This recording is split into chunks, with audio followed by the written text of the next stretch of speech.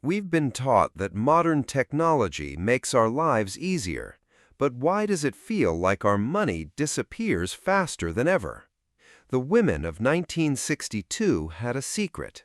They didn't rely on cash, they relied on community, skill swapping, and the green stamp economy. If you feel like the digital world is draining your peace, it's time to rediscover how to live wealthy on zero paper money. The cashless domestic economy. In 1962, the average American wife never carried a checkbook of her own, let alone a credit card with her name printed on it. Money, in the way we think of it today, simply wasn't hers to hold. Her husband's paycheck went into an account she rarely touched directly, and yet somehow dinner appeared on the table every single night. The children had shoes that fit. The house stayed warm through the winter. The bills somehow always got paid. This wasn't luck, and it certainly wasn't magic. It was a hidden system, built quietly over years on trust, timing, and something economists would later call value exchange. Picture Susan, 26 years old, standing in her small kitchen in Dayton, Ohio, with exactly $3 sitting in a coffee tin on the counter and a family of 5 to feed for the entire week ahead. She didn't panic. She didn't reach for a phone to call a bank because there was no such option available to her anyway. Instead, she opened a small spiral notebook she kept tucked behind the flour canister. Every single item her family needed had a substitute that didn't require cash at all. A neighbor's extra eggs traded for her extra flour. A favor she was owed from the previous Tuesday when she'd watched someone's toddler for an afternoon. A coupon carefully clipped from the Sunday paper and saved for exactly the right week. Modern households, by contrast, drown in subscriptions and digital spending they can't even properly track anymore, swiping cards without ever feeling the weight of the money leaving their hands. Susan's household ran on something almost invisible instead: reputation. If she was known throughout her small neighborhood as reliable, generous, and skilled with her hands, she had access to resources that no wallet could ever purchase outright. Today, we call this a barter economy in dusty economics textbooks, filed away as a historical curiosity. In 1962, women like Susan simply called it getting by. And it worked precisely because everyone around her participated in the same unspoken rules. The modern translation is genuinely startling once you see it clearly. Financial advisors today recommend something called zero-based budgeting, where every single dollar entering a household is assigned a specific job before it's ever spent. Susan was already doing exactly that back in 1962. Except her currency wasn't always paper bills at all. Her currency was value itself, expressed through tomatoes, through borrowed time, through quiet trust between neighbors who watched out for one another. And that single distinction changes everything about how we ought to think about money today, in a world where most of us have completely forgotten that cash was never really the point. Susan's neighbors down the street, women with names like Mary and Karen, ran their own kitchens by the exact same unwritten rules, quietly comparing notebooks over the fence on laundry day, trading tips about which store had extended its Friday specials, or which butcher would set aside the best cut if you asked nicely on a Tuesday. None of it felt like survival to them. It felt like ordinary life, competently managed, one small decision at a time. The S&H screen stamp secret.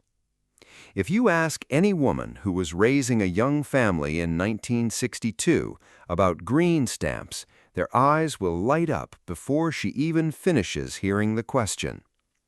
The S&H Green Stamp program was the original loyalty reward system, arriving decades before airline miles, cashback apps, or point systems tied to a phone screen. Every single grocery run, every gas station fill-up, every trip to the pharmacy handed the housewife a small strip of stamps at the register, torn off almost as an afterthought by a cashier who barely looked up. Most families tossed those stamps carelessly into a kitchen drawer, forgotten among rubber bands and spare buttons. But the truly smart ones, women like Linda in a quiet suburb outside Chicago, treated that drawer like a second, secret bank account nobody else in the family fully understood. Every Sunday night, after the dishes were washed and the children were finally asleep, Linda sat at her kitchen table with the radio playing softly in the background, licking each small stamp carefully into the pages of a paper collection booklet. 50 completed booklets, saved patiently over the course of nearly a year, could buy a brand-new toaster from the redemption catalog. 100 booklets, saved even longer, bought a heavy wool blanket that would keep her family warm through the brutal Illinois winters. It felt, in the moment, like almost nothing at all, a handful of stamps here and there, and yet it added up to something significant because it allowed Linda to shop for genuine upgrades to her home without ever once touching the family's actual cash reserve sitting in the bank. Here is the modern translation, and it's worth sitting with for a moment. Today's cashback credit cards and glossy store loyalty apps promise something remarkably similar, but they're wrapped in constant temptation, quietly encouraging you to spend more money simply to earn more rewards points in return. Linda's stamps worked in the exact opposite direction. She was already going to buy the groceries her family needed regardless. The reward was simply a natural byproduct of normal, necessary life, never a reason to overspend or justify an unnecessary purchase. That's the forgotten secret hiding inside this old habit. The stamps never created new spending out of thin air. They captured hidden value from spending she was doing anyway, week after week, without fail.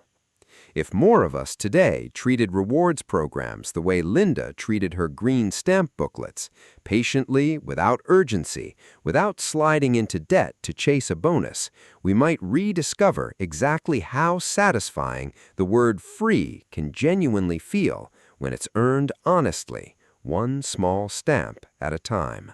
The library and loan community. Nobody in Patricia's neighborhood in Akron, Ohio, owned every single tool their household could possibly need, and remarkably, nobody thought that was strange or lacking in any way. If a family needed a tall ladder to clean out their gutters before the autumn rains arrived, they simply walked 2 houses down the block and knocked politely on the door. If someone needed a specialty cake pan shaped like a lamb for an Easter dessert, they asked around the neighborhood until they found the one woman on the entire street who happened to own it, tucked away in a cupboard used only once a year.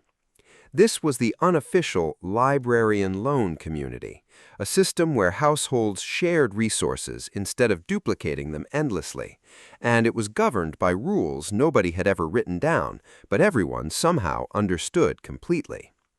Patricia herself kept a small handwritten card catalog, much like a real public library, carefully listing exactly what she owned and precisely who had borrowed each item last, along with the date it was expected back.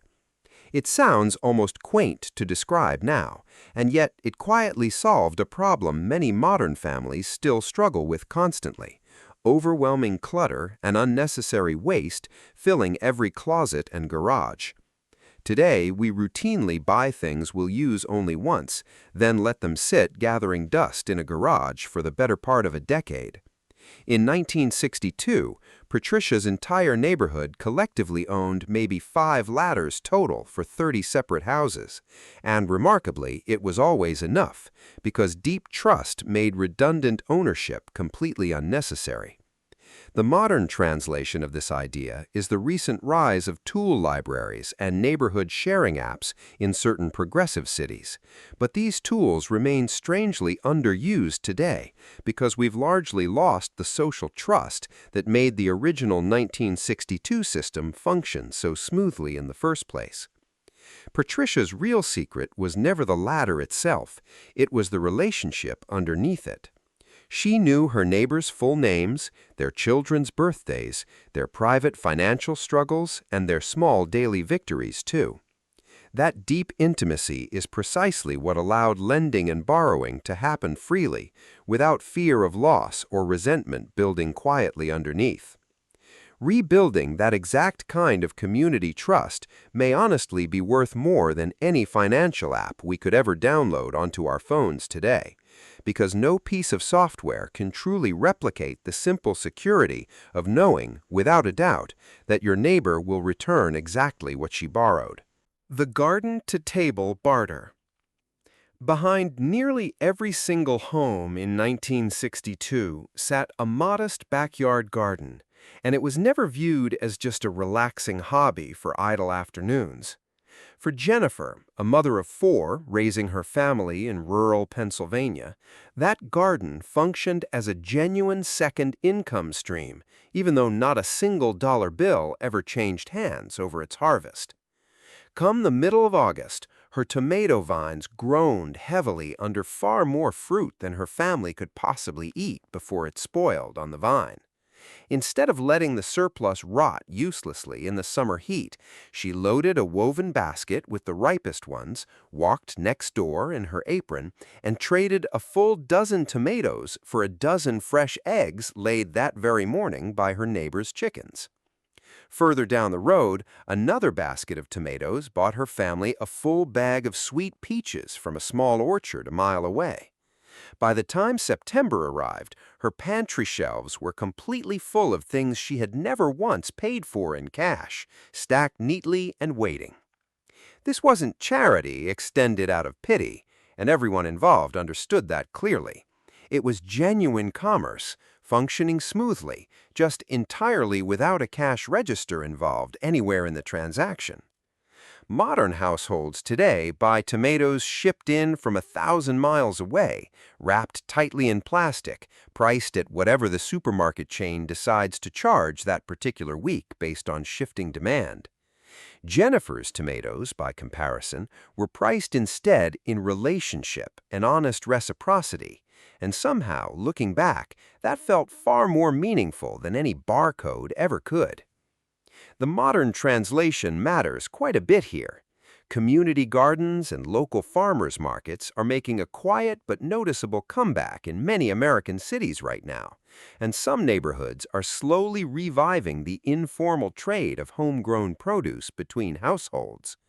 But very few people today actually think of their backyard garden as a real financial tool the way Jennifer instinctively did back then. She didn't grow tomatoes purely because she loved gardening, although she genuinely did enjoy it on quiet mornings.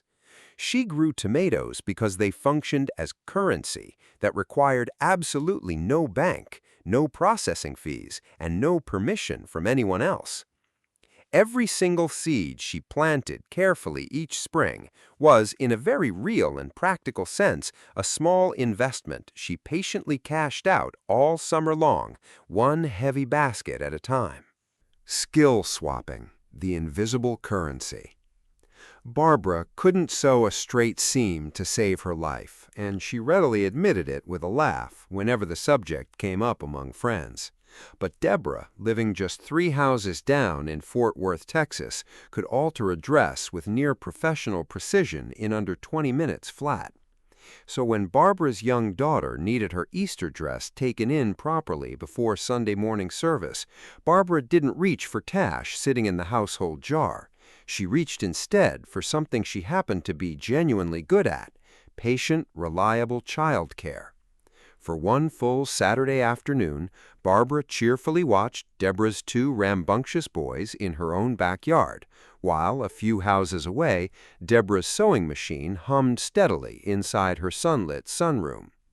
By early evening, the dress fit Barbara's daughter perfectly, and remarkably, nobody owed anybody else a single dollar for any part of the exchange. This everyday arrangement was skill swapping, and throughout 1962, it functioned as genuine, meaningful income for countless households, even though it never once appeared on any official tax form filed that year. A woman's practical talent, whether it was baking, careful mending, home canning, or setting hair for a special occasion, was treated almost like real money sitting quietly in a bank vault, ready to be withdrawn the very moment she needed something valuable in return from someone nearby. The modern translation of this old system is what we now call the gig economy, except today it almost always requires a smartphone app, a listed fee, and a payment processor quietly taking its cut from every single transaction that passes through it. Barbara and Deborah's simple arrangement, by contrast, carried zero overhead of any kind. The entire transaction cost was simply mutual trust and one shared Saturday afternoon between friends. What made this broader system so genuinely powerful wasn't just the individual trades happening here and there, but the compounding effect it created across an entire neighborhood over months and years.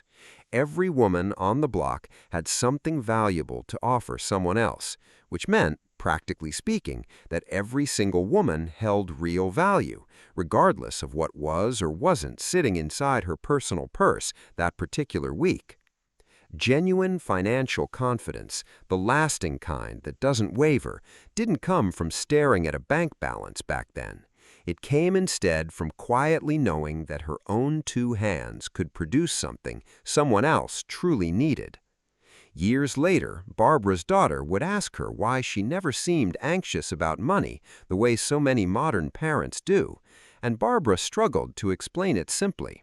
The closest she ever came was this: when your worth isn't tied only to a number in an account, a slow month doesn't feel like a crisis. It just feels like a season where you lean a little harder on what you already know how to do. The strategic stockpile, the pantry bank.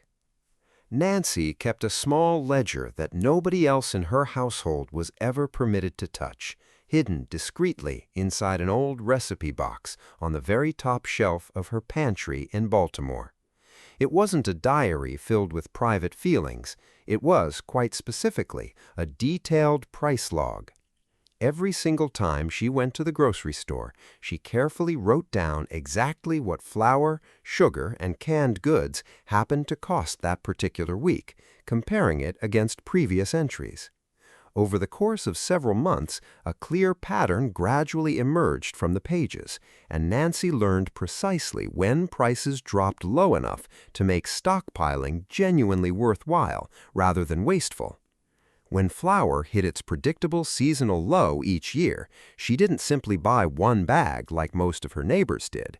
She bought 10 bags at once, filling an entire section of her pantry that her husband affectionately joked was Nancy's Bank, a nickname that stuck for years. And in a very real, tangible way, it truly was a bank of sorts.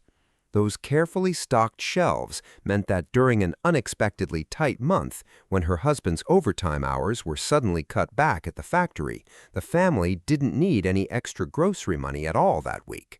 They simply withdrew quietly from the pantry instead, exactly as planned.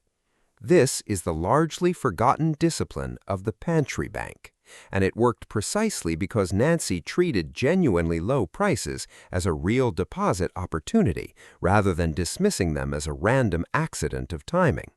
The modern translation here involves stockpiling deliberately during genuine, verified sales, rather than impulsively chasing manufactured deals designed purely by clever marketing teams, and building a small emergency pantry that functions much like a steady cash cushion during hard months. Most families today, by comparison, buy groceries reactively, purchasing only once the cupboard is already completely bare, which means they almost always end up paying full price out of sheer last-minute urgency. Nancy, notably, never once paid full price out of desperation or panic, because she had already carefully planned 3 full months ahead of any potential shortfall. Her pantry was never simply clutter taking up space. It was quiet, edible security, sitting patiently on a shelf in the dark, waiting faithfully for the exact month her family would need it most. Repurposing modern waste. By 1962, packaging was changing rapidly across the country, and glass jars, tin cans, and paper sacks were suddenly appearing everywhere inside American kitchens in ways they hadn't before. Most families glanced at these items and saw nothing but trash to be discarded. Margaret, living just outside Detroit, saw something entirely different: genuine inventory waiting to be repurposed. In her home, not a single mayonnaise jar was ever thrown carelessly into the trash bin. It quietly became a flour canister instead, or a jar for loose buttons, a simple vase for fresh flowers cut from her garden, or a container for homemade jam, carefully sealed with a thin layer of wax on top. Fabric scraps left over from an old worn dress went straight into a dedicated mending basket, later reappearing months afterward as a sturdy patch on her son's work overalls, or as one small square stitched into a quilt she was slowly piecing together over the course of an entire year. This wasn't a grim exercise in deprivation, and Margaret never described it that way to anyone. It was, instead, a quiet personal philosophy. Nothing entered her house without eventually earning its keep at least twice over before it was ever discarded for good. The modern translation of this habit is the growing popularity of glass jar reuse and broader zero-waste kitchen movements today, though now they're often framed publicly as a fashionable trend rather than a genuine household necessity born from careful thrift. Margaret certainly didn't reuse her jars to seem trendy or fashionable to anyone watching. She reused them simply because buying a brand new canister felt genuinely wasteful when a perfectly good one already sat empty on her shelf for free. There's a specific sensory memory many women from this exact era still describe vividly even decades later. The particular clink of glass jars being carefully sorted on a quiet Sunday afternoon, and the sharp smell of vinegar and fresh dill from the last batch of pickles still lingering faintly inside the empty jar. That familiar smell meant genuine abundance to her, never scarcity or lack. Margaret's kitchen stood as living proof that reducing household waste wasn't some form of quiet punishment to endure. It was, in its own understated way, a real and steady form of wealth building, accomplished one carefully washed-out jar at a time. Finding the material finish line. Shopping malls were spreading rapidly across the American landscape by the early 1960s, and genuine temptation was, for the very first time in most people's lives, gathered together conveniently under one single roof, fully air-conditioned and undeniably glamorous. Sarah walked through her local mall exactly once each month, without exception, and she always left carrying a very specific, remarkably short shopping list that had already been fully checked off item by item.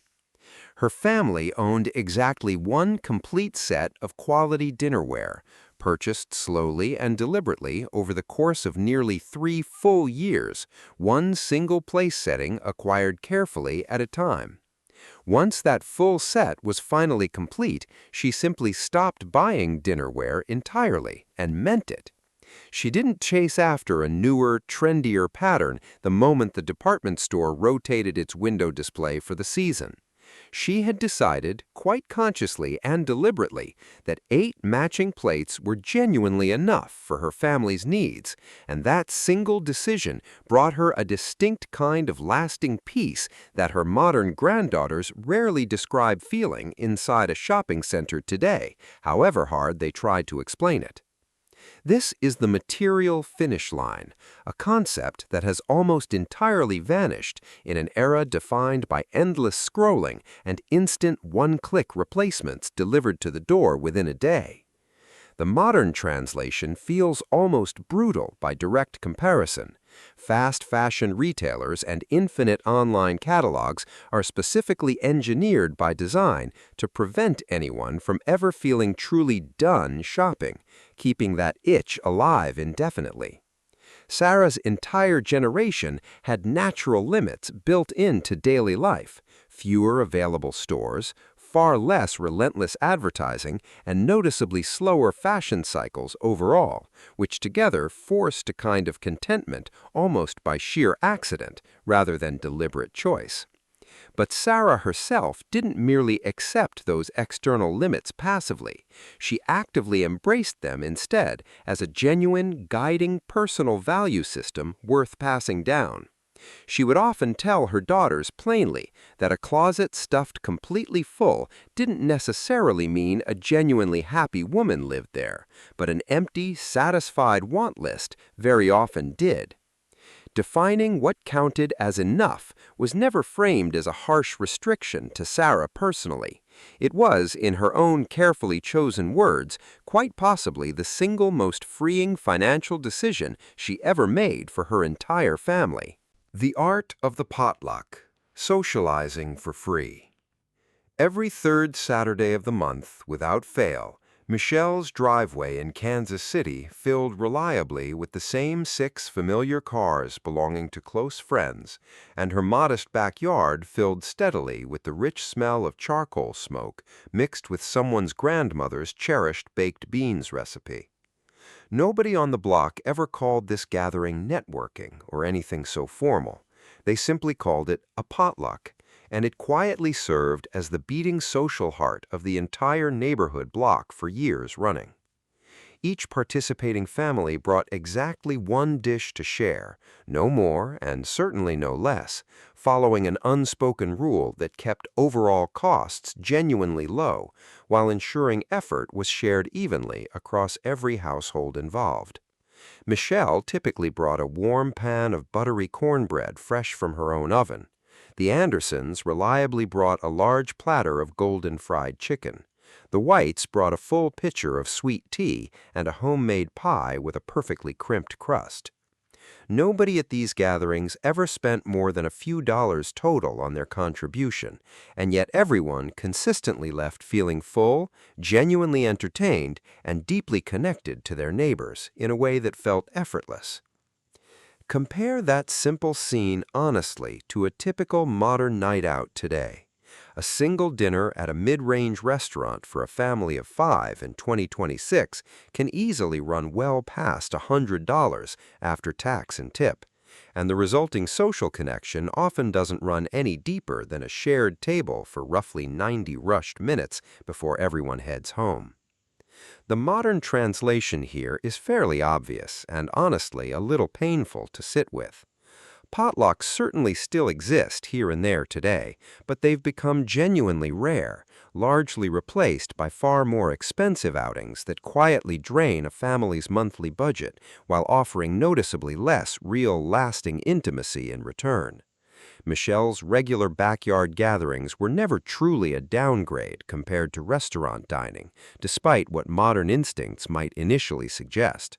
They were, by nearly every honest account from women who actually lived through that era, genuinely richer experiences overall, built patiently on shared effort instead of a single shared bill split awkwardly at the end. The real lesson buried here isn't fundamentally about the food being served at all. It's about what quietly happens to an entire community once genuine connection no longer requires spending real money just to prove that you truly care. The legacy of resilience. When you finally step back and look closely at every single story woven carefully throughout this video, from green stamp booklets to backyard tomato trades to a pantry stocked with quiet, patient discipline, one central truth becomes genuinely impossible to ignore any longer. These remarkable women weren't poor in any way that truly mattered in the end. They were resourceful, deeply connected, and remarkably secure in ways that modern convenience has quietly and gradually stripped away from countless American households today, often without anyone even noticing the loss happening in real time. Their real wealth was never measured accurately by a simple bank statement sitting in a drawer somewhere. It was measured instead in genuine relationships, hard-won patience, and practical skill. Three things that never once lose their value no matter how dramatically the surrounding economy shifts around them. Emily, now 91 years old and still sharp as ever, keeps her own mother's old recipe box proudly on her kitchen counter to this very day, filled carefully with handwritten price logs dated all the way back to 1962, sitting right alongside treasured recipes for homemade peach preserves. She says quite openly that the box reminds her of something she genuinely worries her own granddaughters may have already forgotten entirely. That lasting security doesn't come primarily from simply having more possessions. It comes instead from needing less overall and knowing more people around you whom you can truly trust without hesitation. This, in the end, is the real secret this video promised you back at the very beginning. And it was never actually a hidden trick or some clever forgotten hack waiting to be rediscovered. It was, all along, simply a mindset, one carefully built on genuine community over mindless consumption, patient waiting over instant gratification, and quiet self-reliance over unnecessary dependency on others.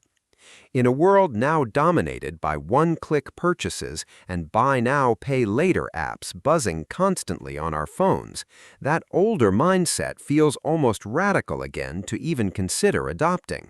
But it truly isn't new at all, and it never was.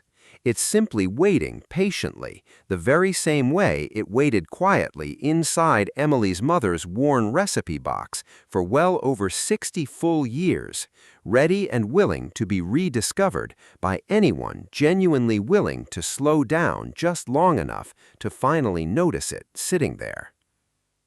Do you think families today would feel more financially secure if they brought back even one of these 1962 habits, like the potluck dinner or the pantry stockpile, instead of relying so heavily on convenience spending? If this story of forgotten household wisdom brought back a memory of your own mother or grandmother, share it in the comments below. And if you'd like more of these lost lessons from the past, consider subscribing so you don't miss the next one.